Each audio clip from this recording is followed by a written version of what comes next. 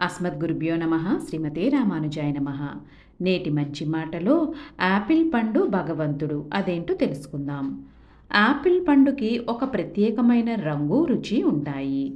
ఆ రంగు, ఆ రుచి ఆ పండును విడిచి ఉండవు. రంగును కంటితోనూ, రుచిని నాలుకతోనూ అనుభవిస్తున్నప్పుడు మనము పండునే అనుభవిస్తాం. కానీ రుచి ఎంత బాగుందో, రంగు ఎంత బాగుందో అని విడదీసి భావిస్తూ ఉంటాం. భగవంతుడు యాపిల్ పండు లాంటి వాడే. ఈ విశ్వంలో ఉండే చేతనములు, అచేతనములు, రంగు, రుచి లాంటివి అన్నీ ఆయనను విడిచి ఉండలేవు. మన చుట్టూ ఉన్న చేతనములపై మనకి ప్రేమ, ఆప్యాయత పెరుగుతున్న కొద్దీ భగవంతుడిపై మనకి సానుకూల భావం పెరుగుతున్నట్లే లెక్క. వాటిని ప్రేమిస్తే ఆయన యందు భక్తి పెరుగుతున్నట్లే. మనం ఊహించ సాధ్యం కాని విధంగా భగవంతుడు విశ్వరూపుడు. అర్జునుడికి కృష్ణుడు చూపించిన రూపం అదే.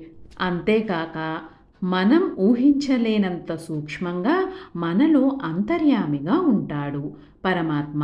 యోగులు దర్శించేది దానినే. నీటిలోని రుచి ఆయనే, సూర్యచంద్రుల కాంతి ఆయనే. ఇంతకన్నా స్పష్టంగా మన ఉపాసన సాధనకు అందాలని విగ్రహ రూపంగా కూడా అవతరించాడు.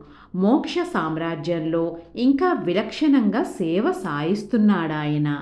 ఈ రహస్యాలన్నింటినీ మనకెరుకపరిచి వాటిపై అవగాహన కల్పించి మోక్షాన్నిప్పించేది ఒక గురువుగారు.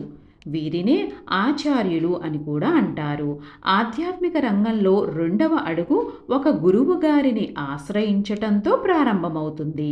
వారికి నమస్కరించే విధానమే అస్మద్గురుభ్యో నమః అనే ఈ ద్వార ప్రాంగణం.